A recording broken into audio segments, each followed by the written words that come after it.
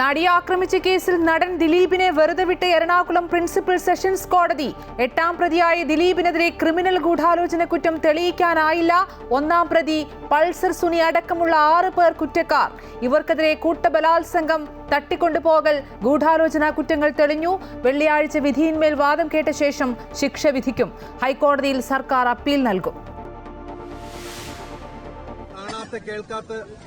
ആളുകൾ ഒരുപാട് പേര്, കോടിക്കണക്കിന് ആൾക്കാരെ എനിക്ക് വേണ്ടി പ്രാർത്ഥിച്ചിട്ടുണ്ട്. എന്നെ അത്രയും സപ്പോർട്ട് ചെയ്ത ഒരുപാട് ആളുകളുണ്ട്. അവരുടെ പേരെടുത്ത് പറഞ്ഞാൽ തീരില്ല. അവര് വിവിധ മേഖലയിലുള്ള ആളുകളാണ്. അവരോടെല്ലാം ഈ നിമിഷത്തിൽ ഞാൻ ആത്മാർത്ഥമായിട്ടുള്ള നന്ദി പറയുകയാണ്. പിന്തുണച്ചവർക്കും പ്രാർത്ഥിച്ചവർക്കും നന്ദിയെന്ന് ദിലീപ്. മഞ്ജുവിന്റെ പേരെടുത്തു പറഞ്ഞ വിമർശനം. കരിയറും ഇമേജും ജീവിതവും തകർക്കാൻ നടന്ന ഗൂഢാലോചന എന്നും പോലീസ് കള്ളക്കഥ മെനഞ്ഞെന്നും ദിലീപ്. നിയമം നീതിയുടെ വഴിക്ക് പോകട്ടെ എന്ന് താരസംഘടന അമ്മയുടെ പോസ്റ്റ്.